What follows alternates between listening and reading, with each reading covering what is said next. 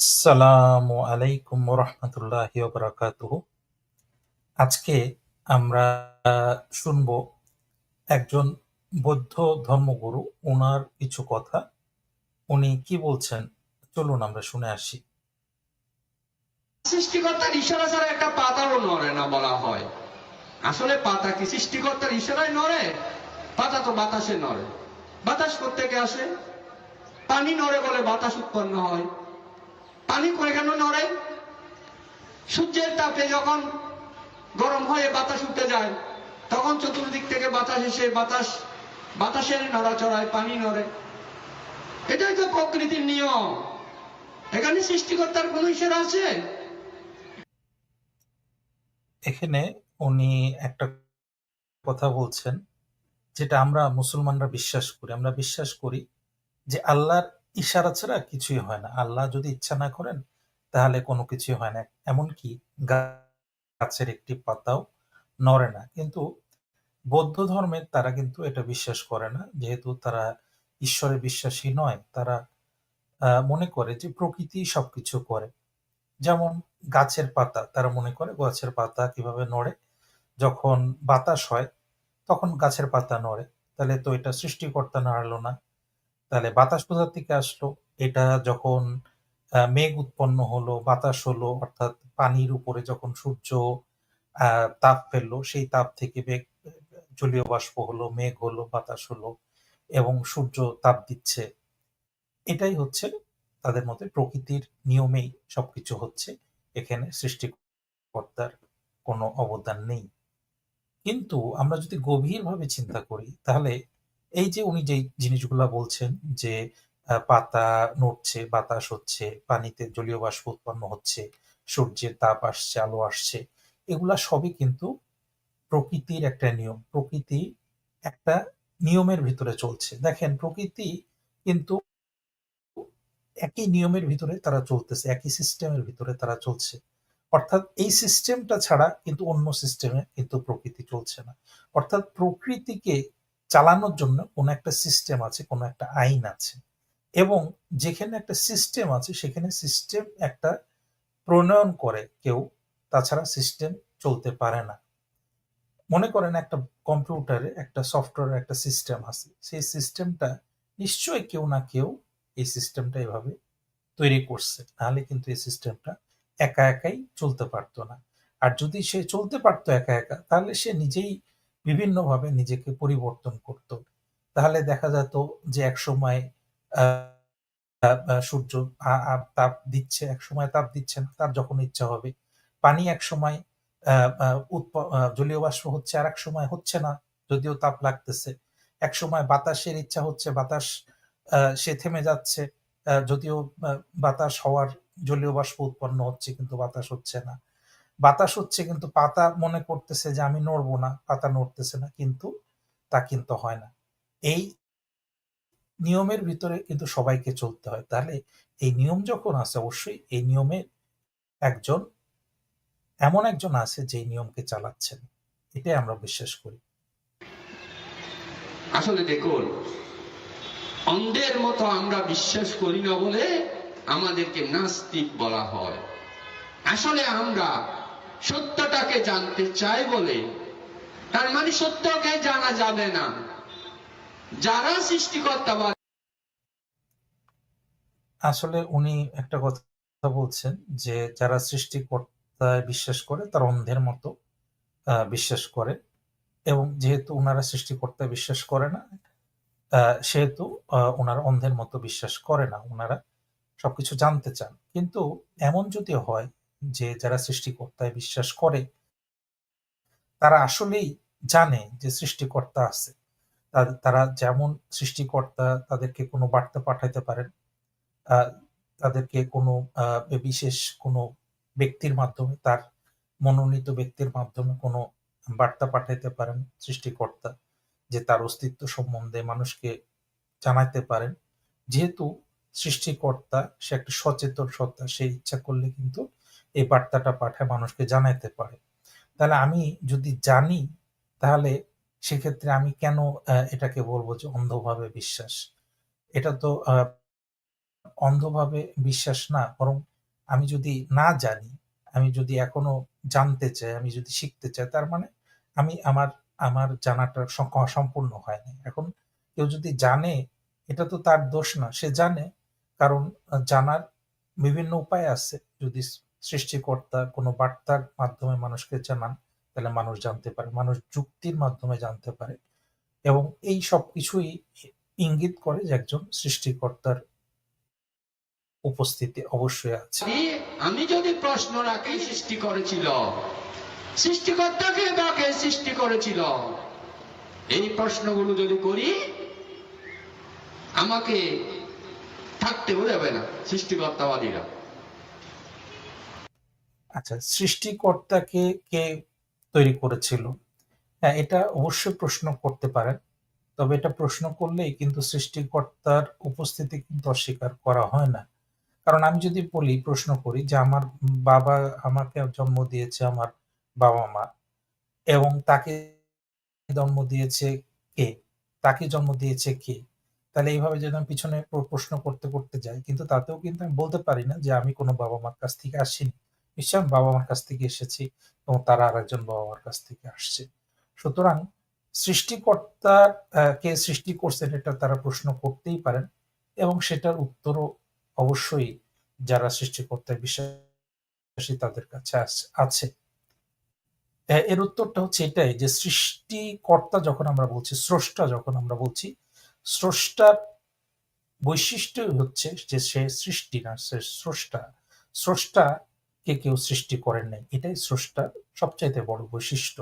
স্রষ্টা হচ্ছে এমন এক সত্তা যাকে কেউ সৃষ্টি করে নাই, এবং সকল যে সৃষ্টি তার কাছ থেকে এসেছে। এবং এমন যদি হতো যে স্রষ্টাকে কেউ সৃষ্টি করেছে, এইভাবে যদি আমরা সেই স্রষ্টাকে আরেকজন সৃষ্টি করত, এভাবে যদি আমরা পিছনের দিকে যেতে থাকি, এইভাবে হয়ে যাবে যে অসীম ভাবে সেটা চলে যাবে, এবং তখন এরকম যদি হতো, তাহলে কখনোই এই সৃষ্টি, এই মহাবিশ্ব সৃষ্টি হতো না, বা এটা অস্তিত্বে আসতে পারতো না। আসলে আর উল্টা আমরা এই প্রশ্নগুলো সত্যি জানতে চাই বলে, সত্যিকে জানতে চাই বলে আমাদেরকে নাস্তিক বানিয়ে চাললো। এরা আস্তিক, অন্ধের মতো বিশ্বাস করে, তাই এরা আস্তিক। আর আমরা সত্যকে জানতে চাই বলে আমরা নাস্তিক হয়ে গেলাম। আচ্ছা, উনি বলছে যারা সৃষ্টিকর্তাকে বিশ্বাস করে তারা অন্ধের মতো বিশ্বাস করে। কিন্তু যদি যারা সৃষ্টিকর্তাকে বিশ্বাস করে, তারা যদি জানে যে সৃষ্টিকর্তা আছে, এবং তারা যদি সেইভাবে নিজেদেরকে প্রস্তুত করে, তাহলে কি তারা কি ভুল করছে? মনে করেন, আপনি যদি পরীক্ষায় কেউ যদি না পড়ে যায়, আরেকটি ছেলে পড়ে গেছে, সে পড়াশোনা করে পরীক্ষা দিচ্ছে, তাহলে কিন্তু প্রমাণ হয় না যে ছেলে পড়ে গেছে সে ভুল করছে, বরং যে পড়ে যায় নাই সে ভুল করছে। এখন আপনারা জানেন না সত্যটা, কিন্তু জানার চেষ্টা করতে হবে। এটাই তো প্রকৃতির নিয়ম হওয়া উচিত। এটা কি সত্য?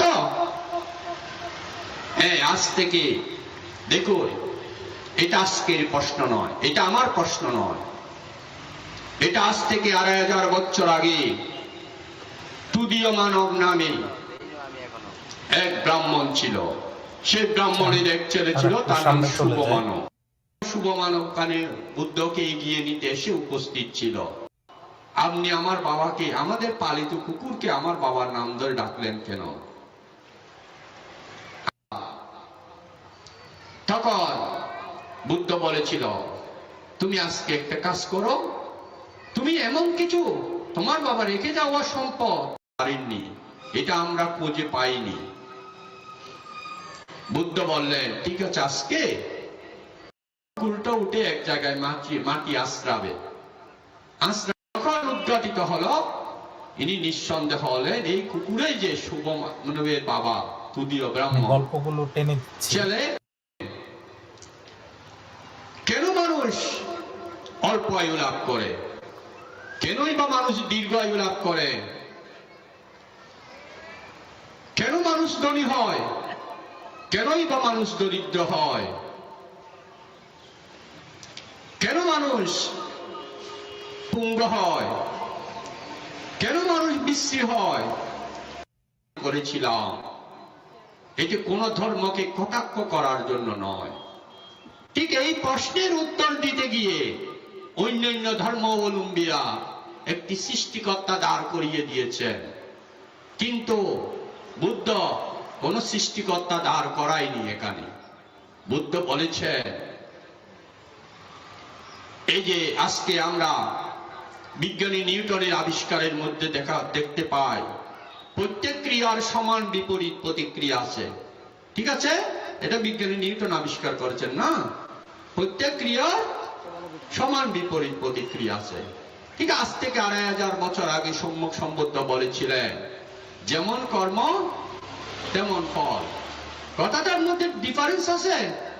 প্রত্যেক ক্রিয়ার সমান বিপরীত প্রতিক্রিয়া, আর যেমন কর্ম তেমন ফল। কথাটার ডিফারেন্স আছে, আছে ডিফারেন্স। যেইভাবে কর্মটা করেছেন সেইভাবে ফলটা ভোগ করবে, আর প্রত্যেক ক্রিয়ার সমান বিপরীত প্রতিক্রিয়া। ঠিক বুদ্ধ বললেন, আমরা যে একটা প্রাণীকে হত্যা করি, ওই প্রাণী একটি নির্দিষ্ট আয়ু ছিল। আয়ুটা যে আমি অকালে ধ্বংস করে দিলাম, এটা আমাদের চিত্তের মেমোরি। এখানে কোন সৃষ্টিকর্তার ইশারা দাঁড় করায়নি, যেটাকে বৌদ্ধ পরিভাষায় বলে ববাং। বৌদ্ধ ধর্মে বিশ্বাস করা হয় যে কোনো প্রাণী হত্যা করাটা একটা বড় অপরাধ। কিন্তু আমরা ইসলাম ধর্মে কিন্তু এটা মনে করি না সবসময়। কখনো, কখনো যদি এটা অকারণে কোনো প্রাণী হত্যা করা হয় সেটা অবশ্যই অন্যায় হবে। কিন্তু আমরা যদি খাওয়ার উদ্দেশ্যে আমরা প্রাণী হত্যা করি, অর্থাৎ আমরা যেগুলো গৃহপালিত প্রাণী মুরগি, গরু, খাসি এগুলো আমরা খাই, এগুলো আমরা খাওয়ার জন্য যদি আমরা হত্যা করি, অর্থাৎ আ আমরা আল্লাহর নামে জবাই করে খাই, সেটা আমাদের ধর্মে এটা নিষেধ নেই এবং এটা কোনো অপরাধ না। কিন্তু বৌদ্ধ ধর্ম মতে প্রাণী হত্যা করা অপরাধ।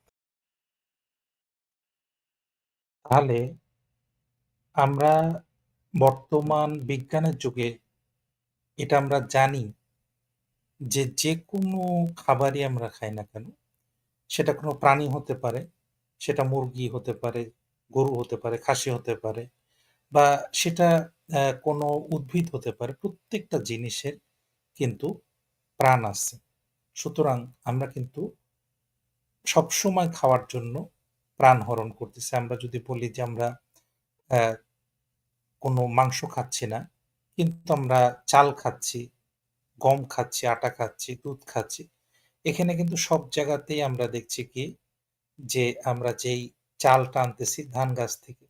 তাহলে এই ধান গাছটার কিন্তু প্রাণ আছে এবং সেই প্রাণটাকে আমরা কিন্তু হত্যা করতেছি। এটা বর্তমান বিজ্ঞানের যুগে অবশ্যই স্বীকার করতে হবে। অতএব প্রাণ কিন্তু আমরা হরণ করছি। তাহলে এটা যদি কোনো গুনাহ হয়, এটা যদি কোনো অপরাধ হয়, তাহলে কিন্তু যারা বৌদ্ধ ধর্ম অনুসারী তারাও কিন্তু অপরাধ করছেন এই উদ্ভিদ হত্যা করে। যেমন আমরা অপরাধ করছি কোনো প্রাণী হত্যা করে। উদ্ভিদেরও প্রাণ আছে। এমনকি আমরা প্রতি মুহূর্তে যে নিঃশ্বাস নিই, সেই নিঃশ্বাসের ভিতরে লক্ষ কোটি ব্যাকটেরিয়া, ভাইরাস থাকে এবং এই ব্যাকটেরিয়া, ভাইরাস এগুলোর কিন্তু জীবন আছে, প্রাণ আছে। এই প্রাণগুলাকে কিন্তু আমরা হরণ করছি আমাদের বেঁচে থাকার জন্য। আমাদের শরীরের ভিতরে যে রোগ প্রতিরোধ ক্ষমতা আছে, এটা কিন্তু এই প্রাণীগুলাকে কিন্তু হত্যা করে। তাহলে এই হত্যা করা ছাড়া কিন্তু আমরা থাকতে পারি না। কিন্তু বৌদ্ধ ধর্ম মতে এটা অপরাধ এবং এই অপরাধের কারণে দেখা যায় যে তার অকাল মৃত্যু হতে পারে, সে বিকলাঙ্গ হতে পারে, তার বিভিন্ন সমস্যা হতে পারে। কিন্তু এটা এই অপরাধটা কি এমন কোনো বড় অপরাধ? কারণ আমি তো একটা প্রাণীকে হত্যা করতেছি আমার ক্ষুধা নিবারণের জন্য। এমনকি বৌদ্ধরাও যদি কোনো প্রাণী হত্যা না করে তাহলে তারা গাছকে হত্যা করতেছে তাদের ক্ষুধা নিবারণের জন্য। তাহলে তো সবাই আমরা অপরাধী। আচ্ছা এরপরে আমরা শুনে আসি।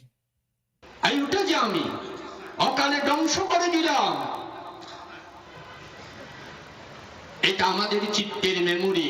এখানে কোন সৃষ্টিকর্তার ইশারা দাঁড় করায়নি, যেটাকে বৌদ্ধ পরিভাষায় বলে ভবাঙ্গ চিত্ত, আর বিজ্ঞানের ভাষায় বলে মেমোরি। আমাদের চিত্তের মধ্যে একটি মেমোরি আছে, যেটাকে বৌদ্ধ পরিভাষায় ভবাঙ্গ চিত্ত। যা শুনি, যা গন্ধ অনুভব করি, যা রস অনুভব করি, যা স্পর্শ, তখন থেকে এটা আমার চিত্তের মেমোরি সেভ করতে শুরু করেছে। যখন প্রাণীটাকে হত্যা করছিলাম তখনও সেভ করছিল। এইভাবে সেভ করে ধরে রাখে, ধরে রেখে দেয়। যেমন পৃথিবীর সকল কিছুকে ধরে রাখে, তাই না? এটাও বিজ্ঞানী নিউটনের আরেকটা আবিষ্কার। আপেল পড়া দেখে আবিষ্কার করেছিল, আপেলটা পৃথিবীর দিকে ছুটে আসলো কেন? তখন আবিষ্কার করেছিল পৃথিবী তার উপরে চলে গেলে আকর্ষণ করে। তাই বিজ্ঞানী নিউটনের এই আবিষ্কার থেকে আমরা আজকে মধ্যাকর্ষণে গিয়ে স্যাটেলাইট বসিয়ে পৃথিবীকে হাতের মুঠোয় নিয়ে এসেছি, তাই না?